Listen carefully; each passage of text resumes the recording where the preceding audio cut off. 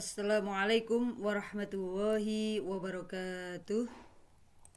Kaifa halukum ayyuhat talabah? Alhamdulillah nahnu bil khair.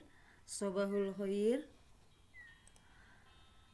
Hammasa al-an naltaqi maratan ukhra fi darsil lughatil arabiyyah wal an nahnu sanata'alam anil mubalaghah atau fi lughatil Indonesia hiperbola atau mensangatkan ya, melebih-lebihkan. Wal an hayya nabda darsuna al-yawm bil basmalah ma'an. Bismillahirrahmanirrahim. Awalan hayya naqra hadhihi al-ayah. Bismillahirrahmanirrahim. Qala Allah ta'ala dhulumatun ba'duha fawqa ba'din idza akhraja yadahu lam yakad yaraha. An-Nur arba'u ayah. Jadi gelap gulita yang tindih-tindih, yang tindih bertindih apabila dia mengeluarkan tangannya, tiadalah dia dapat melihatnya.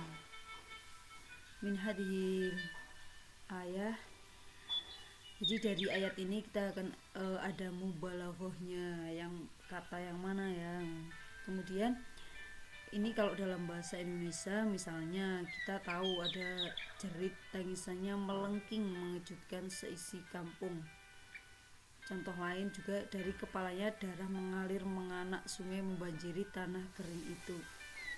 Jadi ungkapan di sini termasuk hiperbola atau melebih-lebihkan sesuatu ya. Kalau bahasanya anak sekarang itu alay atau lebay gitu ya. Yaitu gaya penggunaan bahasa yang berwujud pernyataan yang terlalu dibesar-besarkan sehingga terasa bombastis. Jadi terasa sangat wow gitu ya. Ini adalah hiperbola. Oke, untuk lebih jelasnya kita lanjutkan. Jadi al-mubalaghah ayyablughu bil ma'na al-aqsal ghayatihi wa ab'adul nihayatihi. Ini at-ta'rif, kemudian faidah membuat kalimat hiperbola dalam bahasa Arab adalah agar pendengar tidak punya dugaan bahwa mausuf atau hal yang disifati itu terbatas pada sifat yang disebutkan. Yunqasimu ila tabligh, ighraq dan ghulwun. Jadi ada 3 mubalaghah, itu ada 3 pembagiannya ini. Lah apa itu? Mari kita pahami pada slide berikutnya. At-ta'riful mubalaghah. Jadi kata mubalaghah lughatan ya bermakna melebihkan secara lesikal, secara tulisannya itu melebih-lebihkan. Sedangkan dalam khazanah ilmu badi, jadi karena kita ini mempelajari ilmu badi ya, balaghah didefinisikan sebagai berikut. Al-mubalaghah wasfun yud'a bulughuhu qadran yura mumtani'an aw na'iyan. Mubalaghah adalah ekspresi ungkapan yang menggambarkan sesuatu hal sampai pada ukuran yang dipandang tercegah atau mustahil adanya pada suatu kehebatan atau terlalu lemah atau jauh akan dapat dibuktikan. Jadi suatu ekspresi ungkapan yang menggambarkan itu bisa jadi mustahil terjadi seperti itu ya, karena sangat melebih-lebihkan itu tadi. Kalau menurut Imam Asyuyuti, al-mubalaghah adalah jika seorang pembicara itu menyebutkan suatu sifat dan menambah-nambahkannya sehingga melebihi makna yang dikehendakinya. Ya itu tadi, alay itu tadi ya, lebay. Contohnya tadi surat An-Nur ayat 40, dhulumatun ba'duha fawqa ba'din idza akhraja yadahu lam yakad yaraha. Jadi gelap gulita yang tindih bertindih apabila dia mengeluarkan tangannya, tiadalah dia dapat melihat An-Nur. Nah, ini keterangannya seperti apa sih? Ini ayat di atas berkaitan dengan gambaran amalnya orang-orang kafir yang pada ayat sebelumnya disebutkan bahwa amalnya bagaikan fata morgana. Dan pada ayat ini digambarkan amalnya bagaikan sebuah gelap gulita di lautan yang dalam ini. Gelap gulita yang tindih bertindih. Ini kan sungguh alay gitu ya. Sekarang kita masuk pada jenis-jenis mubalaghah.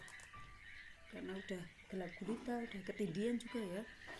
Ini Mubalaghah kita langsung aja agar juga tidak terlalu lama ya anak-anak. Jenis mubalaghah ada 3 ya tadi. Yang pertama ini tabligh, yaitu suatu pernyataan yang mungkin saja bisa terjadi menurut akal dan kebiasaan atau adat. Ini akal dan kebiasaannya mungkin bisa terjadi. An-Nur ayat 40 ini. Ini ayat lengkapnya seperti ini. Aukal zulumatin fil bahri liji yakhshahu maujun min fawqihi sahabun zulumatun ba'daha fawqa ba'din idza akhraja yadahu lam yakad yaraha wa man lam yaj'alillahu lahu nuran famalahu min nur. Jadi yang artinya atau seperti gelap gulita di lautan yang dalam, aukal zulumatin fil bahri yang diliputi oleh ombak, yang di atasnya ombak pula, di atasnya lagi awan, gelap gulita yang bertindih-tindih tadi ya. Apabila dia mengeluarkan tangannya, tiadalah dia dapat melihat, dan barang siapa yang tiada diberi cahaya petunjuk oleh Allah, tiada dia mempunyai cahaya sedikit pun. Dari ayat ini ya, berkaitan dengan gambaran amalnya orang-orang kafir yang pada ayat sebelumnya disebutkan bahwa amalnya bagaikan fata morgana. Dan pada ayat ini digambarkan amalnya bagaikan sebuah gelap gulita di lautan yang dalam. Jadi amal orang kafir itu kan fata morgana enggak ini ya, kalau didatangi ternyata hilang gitu kan. Nah ini ditambahi lagi, dilebih-lebihkan gelap gulita yang ada di dalam lautan. Enggak kelihatan ya amalnya orang kafir. Ini mubalaghah tabligh adalah menggambarkan sesuatu yang mungkin secara logika dan secara kebiasaan. Ayat yang tadi kita baca memberikan sebuah simpulan bahwa orang yang mau mengambil mutiara dalam lautan yang dalam, sementara lautan tersebut gelap ditambah ombak yang bertindih-tindih, dan di atas ombak ada awan yang mendung dan gelap, berarti secara logika itu diterima. Mungkin secara logika itu mungkin, dan adat pun menerima bahwa dia tidak bisa mengambil mutiara tersebut. Ya, jadi karena gelapnya itu tadi dan dalamnya lautan, maka hal itu mungkin tapi tidak bisa mengambilnya. Yang kedua yaitu mubalaghah ighraq, yaitu suatu pernyataan yang mungkin menurut akal namun tidak mungkin menurut adat. Ya, jadi akal masuk akal tapi tidak mungkin menurut adat terjadi ya, tidak mungkin terjadi. Dalam Al-Quran surat Al-A'raf, innalladzina kadzdzabu biayatina wastakbaru anha la tufattahu lahum abwabus sama wa la yadkhulul jannah hatta yalijal jamlu fis sami khiyati wa kadzalika najzil mujrimin.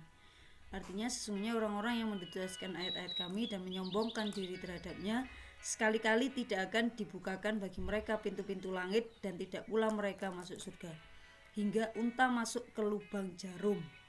Demikianlah kami memberikan balasan kepada orang-orang yang berbuat kejahatan. Jadi unta masuk ke lubang jarum ini sesuatu yang mungkin saja menurut akal karena kuasa Allah ya, tapi tidak mungkin terjadi ya, unta masuk ke lubang jarum, nggak cukup jarumnya.